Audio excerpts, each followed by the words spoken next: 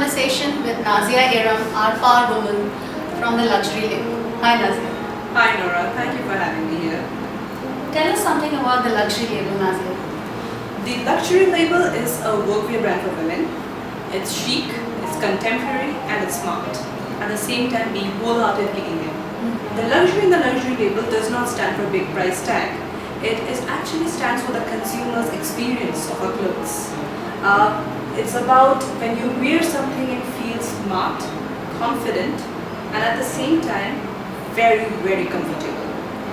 So we are doing Indian sizes, we are doing wrinkle free, we are doing breathable fabrics, we are bringing the professional in the women's clothing arena. Nazia, what is the story behind the luxury label?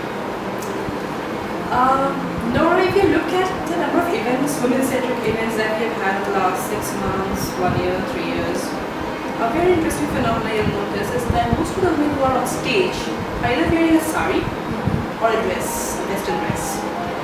So, a woman who is beyond her 30s, mid to senior level, who is not really be able to fit into a dress, most probably, would opt for a sari, even if she doesn't wear it ever in her life, but for a serious formal occasion, she'll opt for a sari. I'm distressed by the number of times a mid-level executive has come to me and said that I'm being asked to wear a sari from now on. So it is because that is the safe bet when it comes to balancing sex, seriousness and power in the workplace. So for me, I love the sari. I have nothing against the sari. I personally wear sari all the time, and in fact we're coming up with a sari collection very soon. Okay, you hear this first from the man. Excellent. So yes, so I love the sari, but is that the only option we have? Because for a day-long wear, many women have a little bit of problem with the sari. They are not wrinkle-free. They are difficult to tie. They're difficult to work around with a laptop if you're having a laptop bag with you or anything. So I mean, all those things can be taken care of. I'm not saying I'm nothing against the sari, again, making sure. But I wanted to have an alternate. Wanted to create an alternative. Alternative that would be above the man's suit. Okay. So a suit for a man in a workplace is associated with power dressing. So I wanted to bring all that is available in that suit to a woman. I wanted to give her comfort. I wanted to give her an Indian thing, an Indian size that would fit her Indian body. That's another problem that we women are so shocked that most of us are shopping off the rack. We are making our bodies fit to the clothes rather than the clothes fit our body. There's a difference. There's a very subtle difference, and that difference is okay. So what should women have in their mind while deciding on their wardrobe?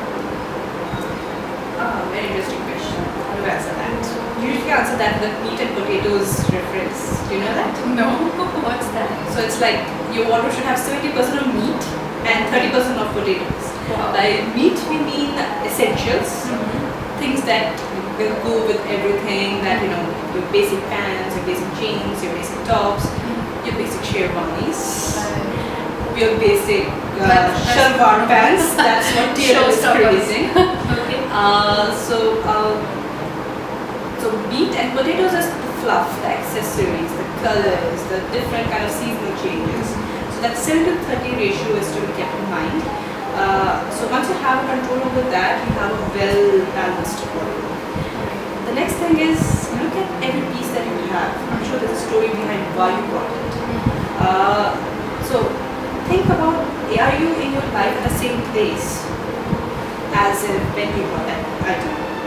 So do you still fit into it? Do you still need it? Does the color look good on you? Does the fabric still sit on you? Does it, or is it just some emotion that just making you keep it? So if you think about all those terms, over the period of time you understand what you need and look at what is always in the washer, what do you always wear. That's the best place to look at. Just see what is always being washed, what is always at the dry cleaners. That is what you wear, that is what you are comfortable in, that is what your style is. And build upon that. Any last thoughts before we close our session? I'd just like to remind your readers of, I would in fact like to tell them about the priming effect.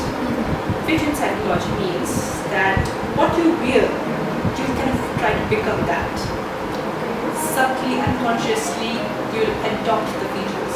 So interesting research was done where a group of people were asked, were divided into two.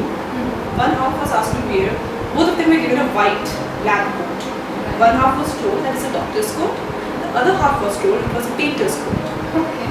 Now, the research shows that the half that thought that they were wearing a doctor's coat performed much better than the ones who thought that they were wearing a painter's coat.